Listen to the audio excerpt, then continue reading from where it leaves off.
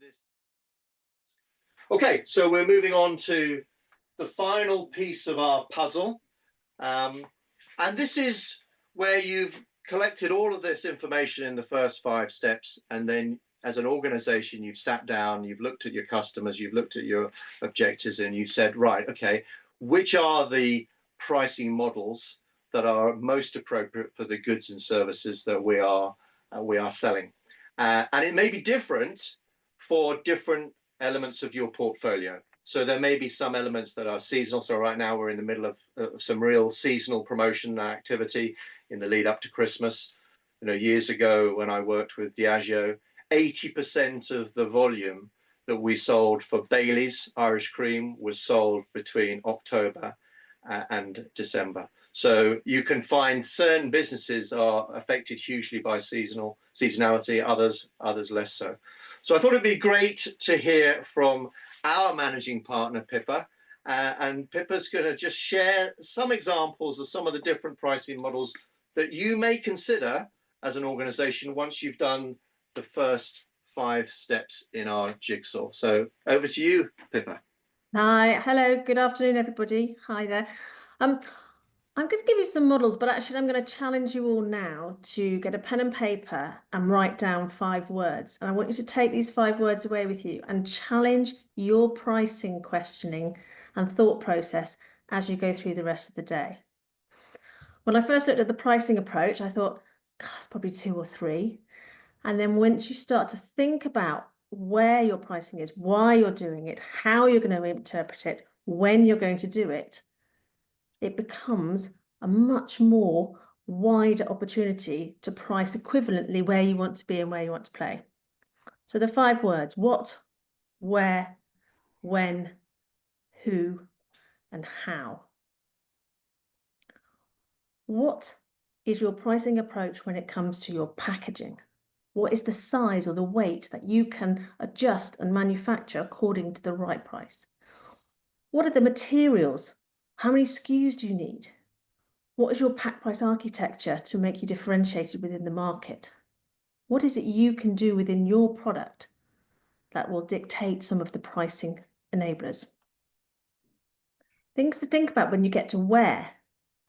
Where is your segmentation in the market, and where is it you really need to play in? You understand your value, you've determined who and where you're going.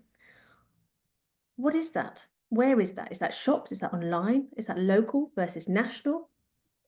Is it experiential, tangible? Is it mass market versus niche? Where is the right pricing model for you within the area that you want to play? When is it? JB's just mentioned about we're in seasonal. What does that seasonal pricing mean for you? Christmas, we've got loads going on at the moment. I'm certainly one of those Bailey's users. But is there a better offer? Is there a better opportunity to price, and is it the right time in the seasonals? Are there events throughout the year that fit even better with a pricing opportunity for your products or service?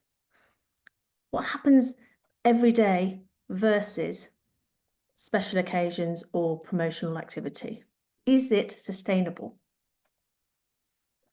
The psychological part where Chester mentioned earlier, in terms of, is that promotional, is that seasonal event, is that Cyber Monday, Black Friday, the right time for you to onboard your consumers, to get the right value proposition over?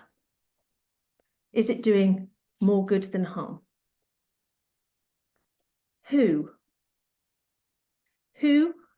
are your competitors and what are they doing? Who is your pricing model really going to focus on? Could you do some partnership pricing? Disney, fantastic. Lego, partnership with products to enable a pricing strategy that works for the consumer fantastically. Joint offers, collaborations. We've all bought a meal kit, I'm sure, at some stage, been bombarded by a HelloFresh or of various tacos, fajitas. How do you join up to offer even better value within your pricing architecture to help you give great value? And finally, the how. How are you going to implement your pricing? And the biggest question here I would challenge you to think about is how sustainable is it? How can I make sure I maintain this level, whether it's flat or up and down with promotional strategies? Is it sustainable?